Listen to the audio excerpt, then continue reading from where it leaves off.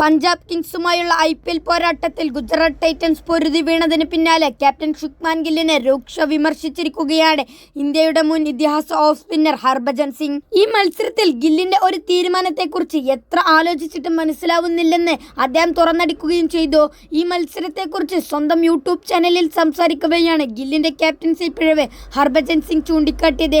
അവസാനത്തെ ഓവറിലേക്ക് നീണ്ട ആവേശകരമായ മത്സരത്തിൽ ശ്രേയസ് അയ്യരുടെ പഞ്ചാബ് 3 വിക്കറ്റിന്റെ ഉജ്ജ്വല വിജയമാണ് സ്വന്തമാക്കിയത്. പഞ്ചാബ് കിങ്സുമായുള്ള പോരാട്ടത്തിൽ പരിചയസമ്പന്നമായ ഇന്ത്യൻ ഫാസ്റ്റ് ബൗളർ മുഹമ്മദ് സിറാജിനെ ഗുജറാത്ത് ടൈറ്റൻസ് ക്യാപ്റ്റൻ ശുഭ്മാൻ ഗിൽ വേണ്ടത്ര ഉപയോഗിക്കാതിരുന്നതാണ് ഹർഭജൻ സിംഗിനെ ചൊടിപ്പിച്ചത്.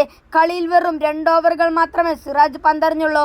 7.5 ഇക്കണോമി റേറ്റിൽ വിക്കറ്റില്ലാതെ വഴങ്ങിയതാവട്ടെ 15 റൺസുമാണ്. മുഹമ്മദ് സിറാജ് ഈ മത്സരത്തിൽ വേണ്ടത്ര ബൗൾ ചെയ്തില്ല.